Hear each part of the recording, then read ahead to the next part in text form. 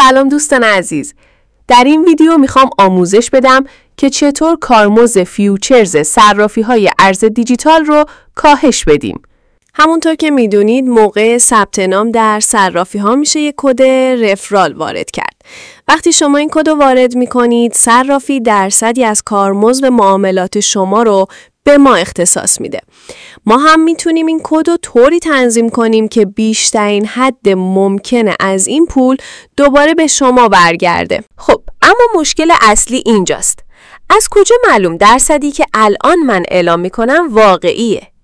برای این هم راه حل داریم.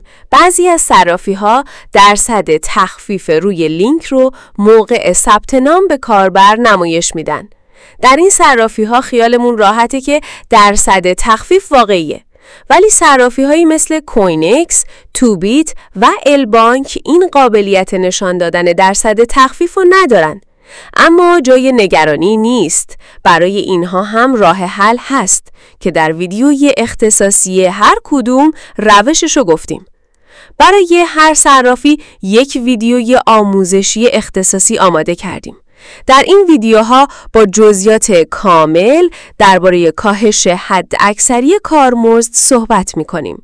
از قسمت توضیحات همین ویدیو روی کلمه more یا بیشتر بزنید تا بتونید ویدیوی مورد نظرتون پیدا کنید.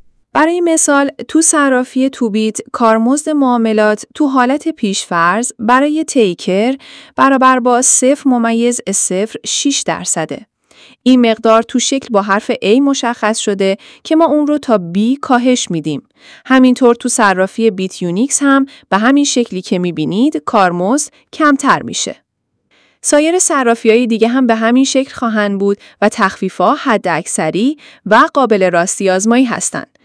برای دیدن جزئیات بیشتر و نحوه فعالسازی، توضیحاتی که زیر همین ویدیو نوشتیم را ببینید. خب همونطور که متوجه شدید، بخشی از این کارمزدها برای ما باقی میمونه، ولی ما این مقدار رو به منصفانه ترین شکل ممکن تنظیم کرده ایم.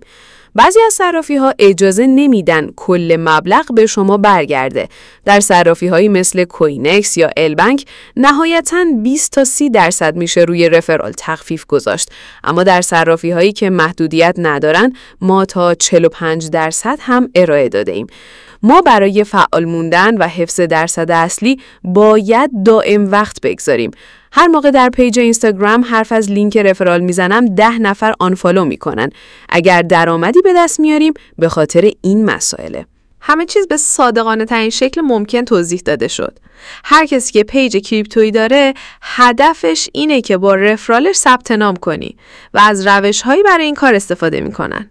یکی میاد میگه من نماینده رسمی صرافیم، با لینک من اگه ثبت نام کنی برات هیچ مشکلی پیش نمیاد.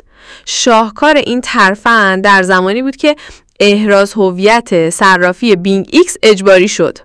ولی من باهات رو راست بودم. همه چی رو گفتم و روی لینک ها بیشترین حد ممکن تخفیف رو قرار دادم. همونطور که برای ترید به پول، به چارت و به مدیریت سرمایه نیاز دارید، به یک پارتنر قابل اعتماد هم نیازه. پارتنری که همیشه رفرال حد اکثری رو براتون آماده کنه، نه کسی که تخفیف کارمزد رو بپیچونه. علاوه بر این، ما هر ماه توی کانال تلگراممون نظرسنجی داریم که با همفکری هم بهترین صرافی و بروکر فارکس رو انتخاب میکنیم. اگر صرافی یا بروکری واقعاً عملکرد خوبی داره، باید در نظرسنجی ها هم رتبه برتر کسب کنه. همچنین توی آینده در یوتیوب آموزش هایی میذارم که هم خاص باشه و هم کاربردی. مثلا همه میگن برای کار با صرافی باید فیلتر شکن مناسب داشته باشی. اما فیلتر شکن مناسب یعنی چی؟ چطور بفهمیم مناسبه یا نه؟ یا اینکه چطور کاری کنیم که توی صرافی‌ها مشکل محدودیت ریسک روی حسابمون فعال نشه؟ یا اگه یکی از کلمات بازیابی 12 تایی کیف پولتو فراموش کردی باید چه کار کنی؟ همچنین معرفی سایت‌های کمیاب کریپتویی که هر تریدری باید بدونه. همونطور که میبینید آموزش‌های ما سطحی یا کپی نیستن. پس لطفاً کانال رو ساب کنید که ویدیوهای بعدی رو از دست ندید. با آرزوی بهترین ها برای شما، تا ویدیوی بعدی، خدا نگهدار.